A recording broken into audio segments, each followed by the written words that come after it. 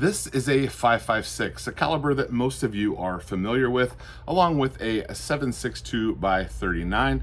And if we put these side by side, you can see the overall size of these two rounds are very similar, which is why they both work in an AR-15 size platform. And this is a 308, and you can see that when you go bigger, you no longer fit into an AR-15 size, wouldn't fit in the magazine, and that's why the AR-10 size exists. So you can shoot the 308, the 6.5 Creedmoor, and our beloved 8.6 Blackout.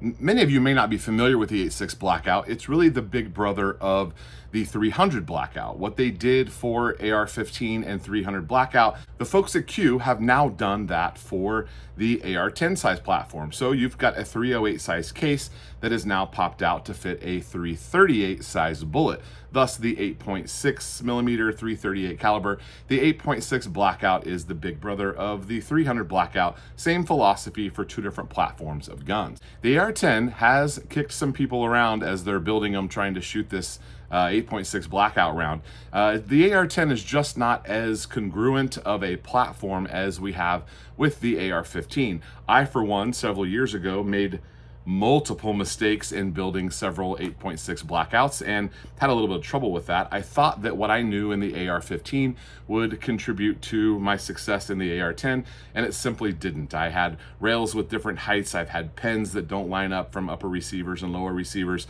The AR-10 is just the wild, wild west. There is no mil-spec standard for AR-10, so when you buy something, you just gotta kind of hope it fits.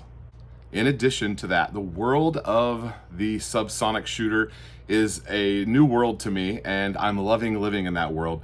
I didn't care about suppressors until the 8.6 Blackout. I didn't care about subsonic. I knew it existed. I just didn't care about it. It wasn't my thing. I wasn't doing suppressors. The 8.6 came along, and I bought a suppressor. I built a couple guns. I think we've got 10 or 11 8.6 guns now. And the world of subsonic has just kind of taken over my interests. Subsonic hunting is so stinking fun.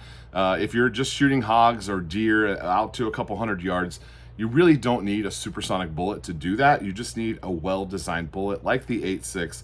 And like the subject of our video today, this is a 338 Spectre. Now, the 338 Spectre is the same size as an AR-15, and you can see the immediate advantage of this twofold. One, the AR-15 platform is way more prolific, and the 338 bullet is freaking huge. It is actually the same bullet that goes into the 8.6 Blackout. They also share some design features.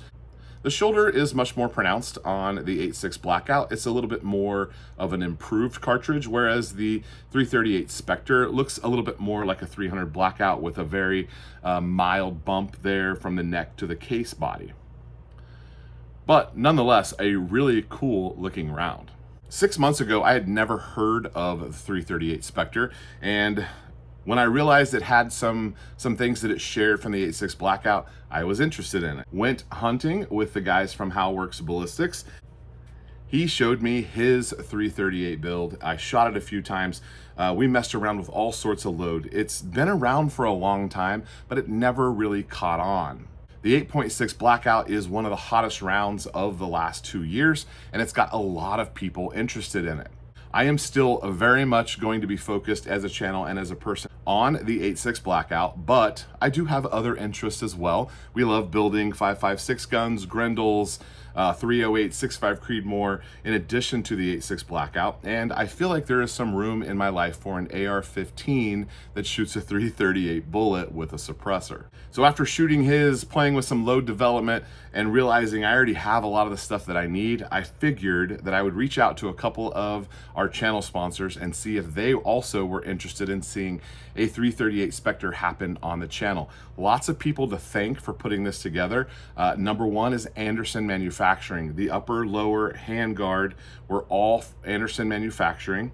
I also picked up the bolts from Anderson Manufacturing, and they happen to sell the magazine that we need for this caliber on their website as well. We have some help from Die Free Company. They put a grip on this gun, and we have some help from Moss Tech Barrels, a maker of really primo quality ultra specific custom barrels. They make really great stuff, and I'm happy that I have my first of 2 Mostech barrels. Here is a 338 Spectre Mostech. Little cool detail with that star over the gas port. This is an 11-inch-ish barrel. It was custom length in order to fit the handguard that I was going to run. So we need to check that because we haven't even checked that yet. I think it's going to be fine. And then the upper and lower from Anderson, I'll show you those here in just a second. It turns out that Lee makes a set of dies for this. So we have a combination set there from Lee. I picked that up from Southern Ballistic Research, and I do not know those guys there. I just hopped on the website and ordered this as a customer, did not reach out to them, but there's 3 dies in here, a sizing die, a seating die, and then they have a factory crimp. So we're gonna try those out as well. Here's the logo for SBR, so you can see what they have. Now, they also have brass. Now, you can 100% make your own brass, but this one is way more difficult than 8.6 Blackout. I experimented quite a bit making my own brass with 8.6 Blackout, and it turns out that it's a good skill to know how to have, but in order to make a really high quality brass, the production needs to be a little bit higher. So the brass that I made for 8.6 wasn't the best performing brass. I actually found brass from Milford Munitions. They came on very early and has sponsored a lot of our 8.6 Blackout content. They are my source. They have the Varog brass. That's where I go for 8.6 Blackout brass. Callaway, Just Cause, as well as Fort Scott, they're all using the Varog brass in their manufactured factory brass, and so it's good stuff. So when I saw the option to buy some brass, I thought, I'm just gonna save myself a headache. I've got 200 pieces of brass here, and that should realistically probably last me to the foreseeable future. I'm not going to be mowing through this stuff. When you're making your own ammo, as in reloading, you tend to be more careful with your shots, and so you don't really mow through quite as much as when you buy a whole big bucket of 22 or a case of 5.56. My Cerakote guy really hit a home run with this color. This is bright nickel. It's a Cerakote color. He didn't have it, and so he had to order a bottle N. I promised him I would get a few more things done in this color to make it worth his time. The details really pop through on this pretty unique design from Anderson Manufacturing. All those lightning cuts and just a little extra details, they just kind of take the color really well. I think it looks pretty cool. Little shorty handguard here from Anderson. It is drilled and slotted all through the pick rail there. The handguard has a full pick rail, which is fine, given that there might be some IR illuminators and things like that on a build like this, and I'll show you the optic for this gun in a later video. I ran into a bit of a problem though. You'll notice that this handguard is black. It's not going to stay black. Our Cerakote shop that we've used for all of our Cerakoting is currently not taking any jobs. And the last couple of jobs he got in for me, he got them in as a favor to me. And so I know that he's way behind. I was hopeful that by the time all these components arrived, we would have a opportunity to get this handguard Cerakoted.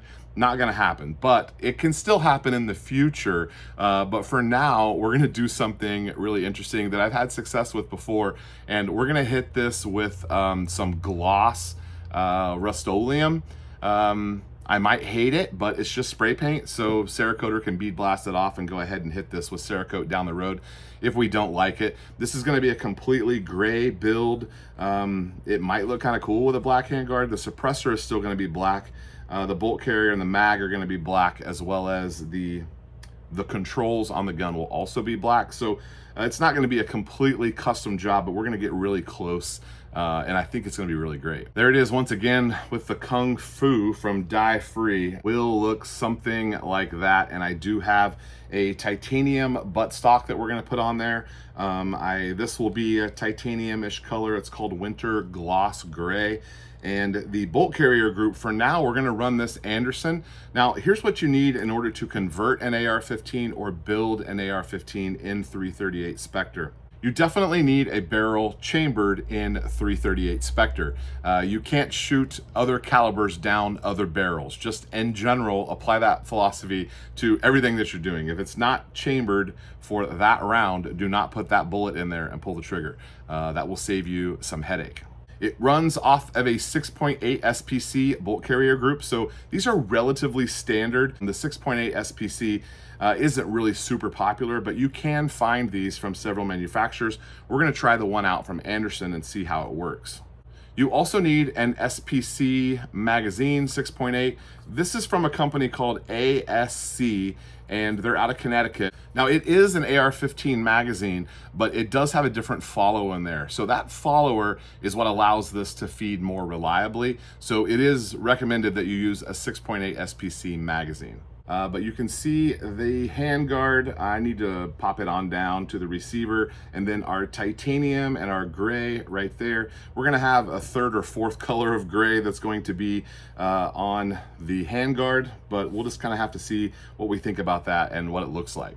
I'm really fired up about 338 Spectre. I think it's gonna be pretty cool. So far, the initial testing from the guys who are doing it have shown this round to be incredibly accurate, which is something that I really like and appreciate. There's a short on my channel that's got several million views, and it has a lot of things that were misunderstood about 338 Spectre. Again, it was a short, so it doesn't tell the whole story. Sometimes you got to go back and figure out some things when you're watching those shorts, because 60 seconds isn't enough to tell the whole story.